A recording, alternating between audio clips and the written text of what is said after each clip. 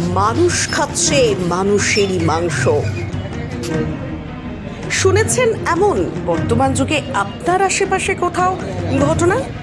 এবার দিনহাটায় ঘটে গেল গা শিউড়ে দেওয়ার মতো এমনই ঘটনা। মৃতদেহের মাংস খাবার জন্যই করা হলো খুন, এমনটাই দাবি পুলিশের। কোচবিহারের চাঞ্চল্যকর ঘটনা সাংবাদিক সম্মেলন করে জানালেন দিনহাটা মহকুমা পুলিশ আধিকারিক ধীমান মিত্র। তিনি জানিয়েছেন, গত 10ই জানুয়ারি দিনহাটা সীমান্ত সংলগ্ন কুরসাহাট এলাকায় একটি শ্মশান থেকে অজ্ঞাত পরিচয় এক মানসিক ভারসাম্যহীন ব্যক্তির মৃতদেহ উদ্ধার হয়। পর দেখা যায় যে খুব নৃশংসভাবে হত্যাটি করা হয়েছে। গলা এবং ঘাড় উভয় জায়গাতেই আমরা একাধিক কাটমার্ক পাই এবং খুব বীভৎসভাবে এই হত্যাটি হয়েছে।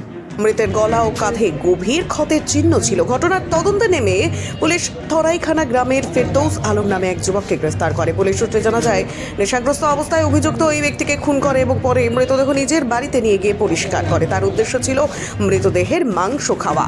শ্মশানে বসবাস করতেন বলেই ওই ব্যক্তি একেবারে সফট টার্গেট ছিল বলেই জানিয়েছে সে। বর্তমানে অভিযুক্ত 4 দিনের পুলিশি হেফাজতে রয়েছে। এই নৃশংস ঘটনাকে ঘিরে দিনহাটা এলাকায় তীব্র চাঞ্চল্য। এই মাসের 10 তারিখ 10/1/2026 একটি নৃশংস হত্যাকাণ্ড হয়েছে কুরসারহাটের ওখানে। সেদিন মিলন মেলা চলছিল কুরসারহাটে। আপনারা জানেন, একটা ঐতিহ্যবাহী মেলা, যেটি আমাদের বর্ডার লাইনের ওইদিকে যে একটি মাজার রয়েছে, সেই মাজারে একটা খুব বড় মেলা হয়। তা আমরা সেদিন সবাই, আমি, সিআই সাহেব, বড়বাবু, নয়ারহাট ফাঁড়ির বড়বাবু, সবাই সেদিন ওইখানেই ছিলাম। তা ওখানে থাকাকালীনই আমাদের কাছে খবর আসে যে একটি বডি পাওয়া গেছে এবং সম্ভবত একটি আনন্যাচারাল ডেথ ঘটেছে। তো আমরা সঙ্গে সঙ্গে সেখানে যাই।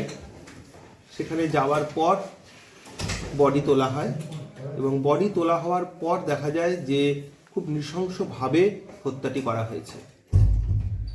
গলা এবং ঘাড় উভয় জায়গাতেই আমরা একাধিক কাটমার্ক পাই এবং খুব বীভৎসভাবে এই হত্যাটি হয়েছে।